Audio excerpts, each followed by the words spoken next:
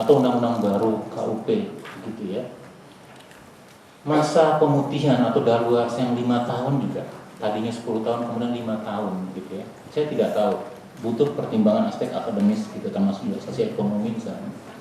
Apakah mungkin dikembalikan lagi daluarsanya menjadi 10 tahun misalnya, atau jangan-jangan dibuat hanya 2 tahun saja, misalnya begitu ya, gitu Pak Eki gitu ya. Artinya apa? Ya tergantung insunnya, spiritnya.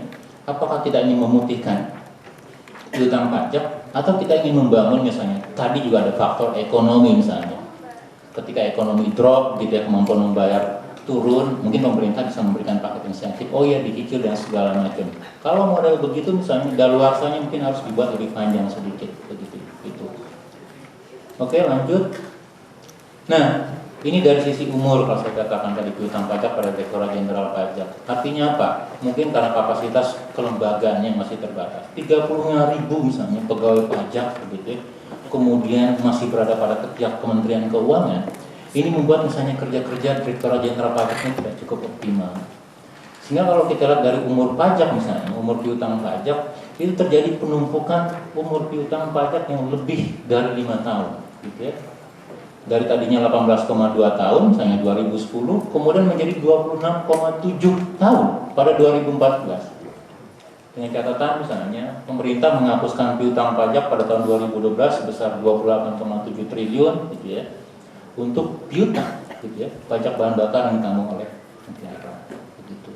Jadi ini juga satu soal di dalam desain kelembagaan kita tadi gitu. Jadi kalau mau dikatakan kalau memang mau ujuk-ujuk tax amnesty, ya tetapi lembaganya masih seperti ini. Kalau diilustrasikan sebagai sebuah ember, ember kita ini tidak hanya kecil Pak, tetapi juga bocor sana sini gitu. Udah kecil bocor pula begitu. Nah, lanjut Mas. Ya, ini juga menjadi apa ya? Ya ini piutang yang apa namanya, penyisian piutang begitu ya. Ini juga agak teknis dalam akuntansi keuangan negara gitu. Kemudian total piutang, kemudian sisihkan karena tingkat kolektivitasnya semakin rendah begitu ya. Juga banyak yang diantaranya mungkin lebih dari 70% itu sudah dihitung tingkat kolektivitasnya 100% tidak akan tertagih gitu ya. Lanjut saja gitu. Nah ini piutang bukan pajak gitu ya, dari kurang lebih berapa nilai brutonya 141 triliun pada tahun 2014 gitu ya. Tadinya 147 2013, kemudian jadi 141 2014. Lanjut. Nah, ini yang menarik misalnya. Bagaimana kita mengurus sesuatu yang jauh di mata? Sesuatu yang dekat di hati saja, sesuatu yang dengan jangkauan kita itu tidak bisa kita tegakkan hukumnya. Contoh misalnya begini, dari 140-an triliun, 45,3 triliun piutang bukan pajak kita itu berada pada kementerian atau lembaga. Dan yang terbesar adalah pada lembaga penegakan hukum, pada Kejaksaan Agung. Ada 14,6 triliun gitu ya. Itu merupakan piutang dari uang pengganti, denda tilang, sewa rumah dan segala macam. Kemudian Kementerian ISDM, ini bukan 2, ini 12 sebenarnya, kurang 1, saya lupa ya, kurang lebih 12 triliun. Itu sebagian besar merupakan piutang yang berasal dari iuran royalti dan iuran tetap kontrak karya. Jadi PKP 2B generasi pertama, persoalan apa namanya, kontrak karya batu bara misalnya. Nah ini juga menarik misalnya.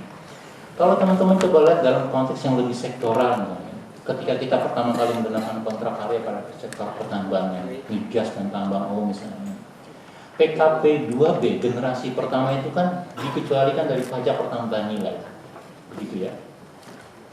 Sementara generasi 2, 3 dan seterusnya, batu bara itu dikenakan pajak pertambahan nilai. Kemudian muncul regulasi yang mengatakan, oh iya di bagian dari pajak pertambahan nilai, padahal di kontrak karyanya tidak. Gitu. Dan ini menjadi dispute sampai sekarang yang tidak pernah diselesaikan. Jadi kontraktor batu bara generasi pertama itu tidak membayar PPN, pajak tambahan nilai, gitu. Sementara yang lain membayar 2, 3 atau bahkan KPKP gitu ya, kuasa pertambangan atau IUP sekarang dengan rezim undang-undang minerba yang baru. Misalnya. Nah menurut saya kalau memang ingin dioptimalkan penerimaan negara, ya kontrak karyanya dibetulin gitu loh, ya pendatanya diperbaiki, gitu. klik like, share, dan jangan lupa subscribe.